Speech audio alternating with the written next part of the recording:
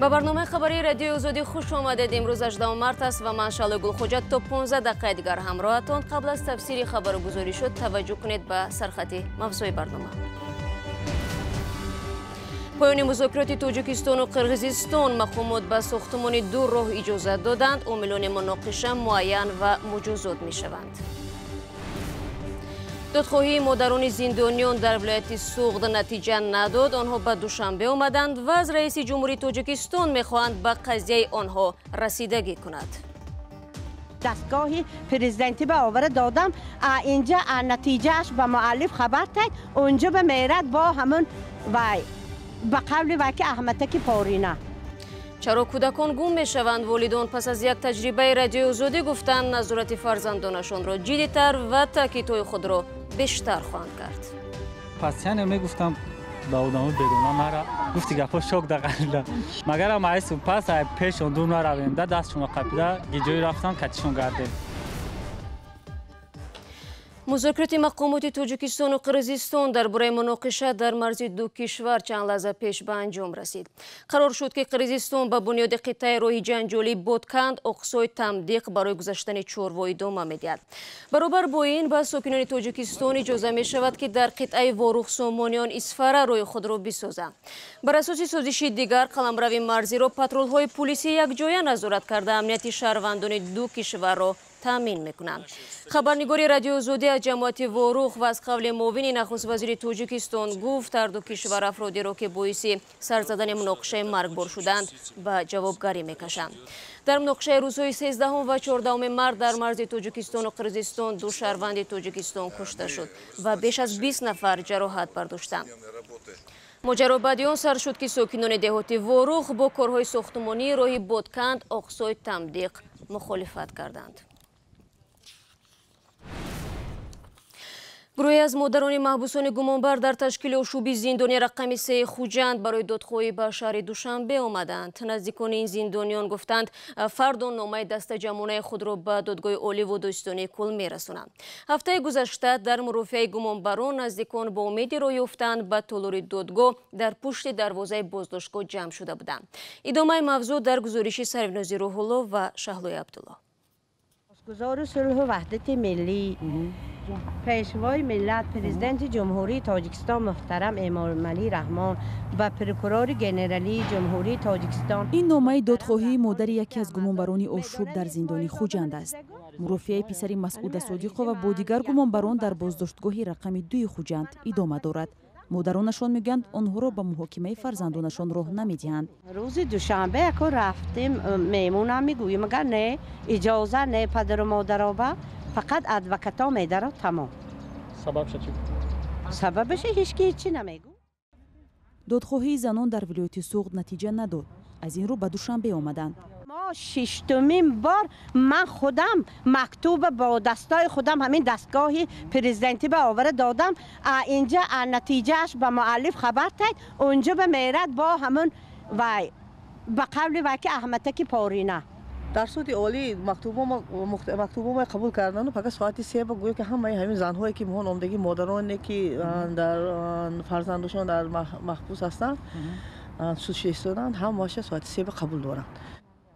به مثل هر مادر دیگر این زنان به اتهامی که به فرزندانشان اعلان کردند باوری ندارند و دادگاه عادلانه میخواهند.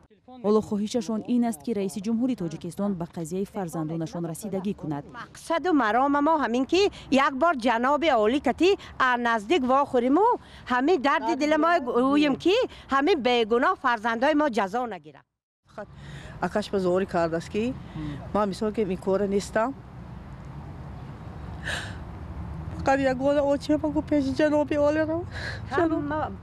مفتشان میگویند که دلیل‌های ثابت دارند که این زندانیان در تشکیل اشوب مرگبار دست دارند.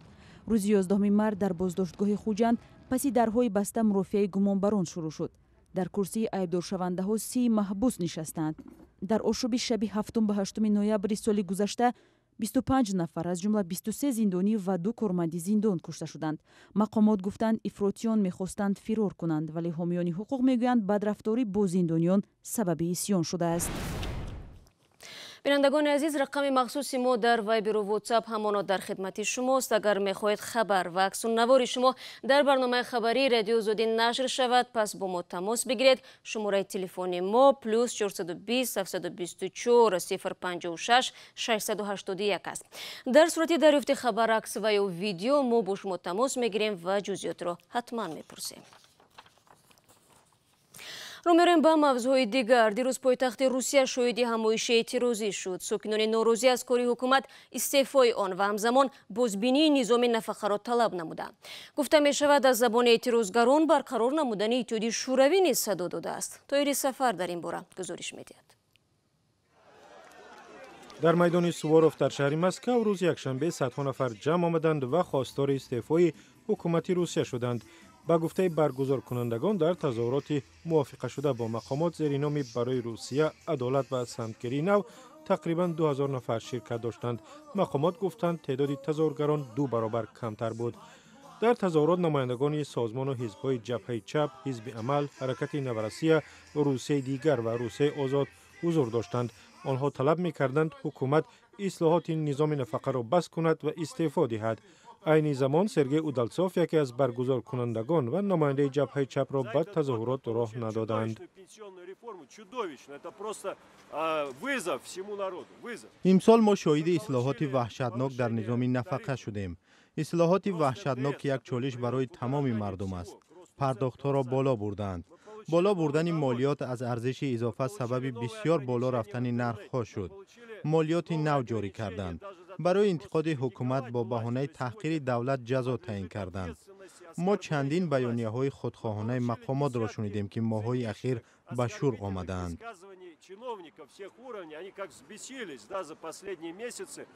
در نزد تظاهرگران همچنین نماینده روسیه دیگر اولگا شالینا و وزیر سابق جمهوری خودخوانده دونتسک ایگور استرلکوف سخنرانی کردند. همه ما یک وطن داریم و این روسیه است. همه ما یک مردم هستیم. با ما متحدی با شما لازم است. متحدی برای آنکه ما از حقوق خود حمایت کرده توانیم، حقوق مردم خود به آینده و زندگی را حمایت کنیم.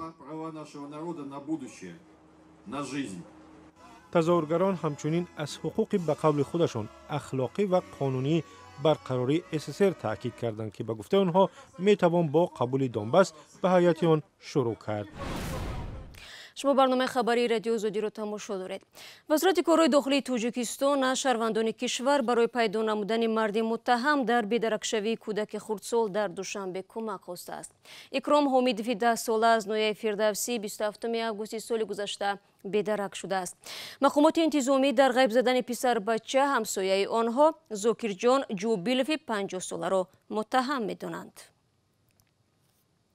سالهای اخیر امور رسمی درباره ناپدید شدن کودکان در تاجیکستان نشر نمی شود. هرچند خبرهای الهیده درباره گم شدن آنها سر هر چند وقت رسانه‌ای می کردند. سبب‌های گم شدن کودکان را اکثریت در بی‌توجهی والدین و آگاه نبودن کودکان می دانند. تا کجا این گفته‌ها حقیقت دارد؟ همکاران ما در دوشنبه تجربه کردند. تو سیومکا کرده میتونی؟ میخوای سیومکا بکنی؟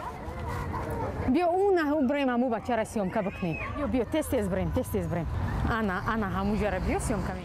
طی سالهای اخیر در تاجیکستان موضوع ناپدید شدن کودکان یا کودک ربایی هرچی بیشتر داغ می شود. در این مدت چندین حالت غیب زدن کودکان رسانه‌ای شده بود که تلاش والدین آنها و مقامات برای پیدا کردن آنها بی نتیجه بود.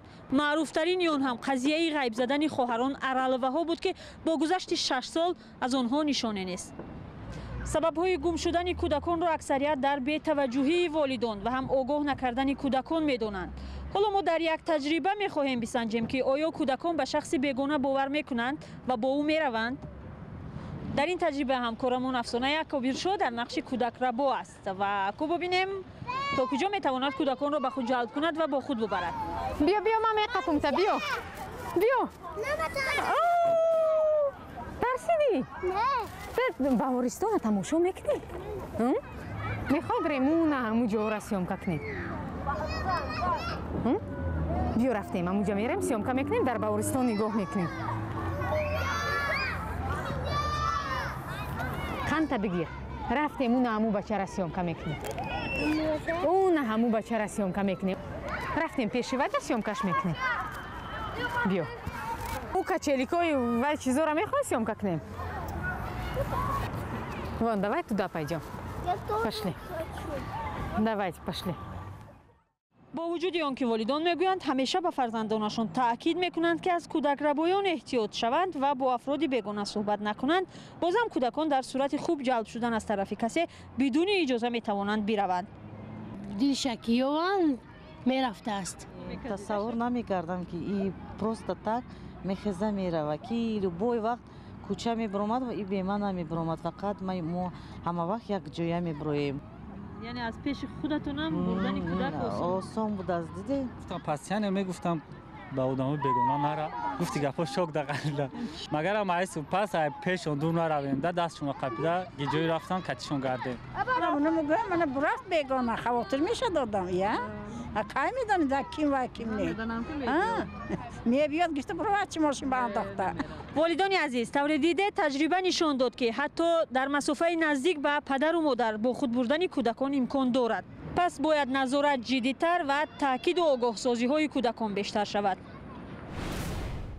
بیننده ارجمند، در این فرصتی برنامه شما رو به تماشای بخش سوم سلسله گفتاری ریگ اومو دعوت میکنیم که در کانال آزادی ویدیو در یوتیوب و هم صفحه azodi.org نشر شد. اگر شما دوستدار تاریخ هستید پس برنامه رو حتما تماشا کنید و سوال و نظرهای خود را به ما هم بفرستید.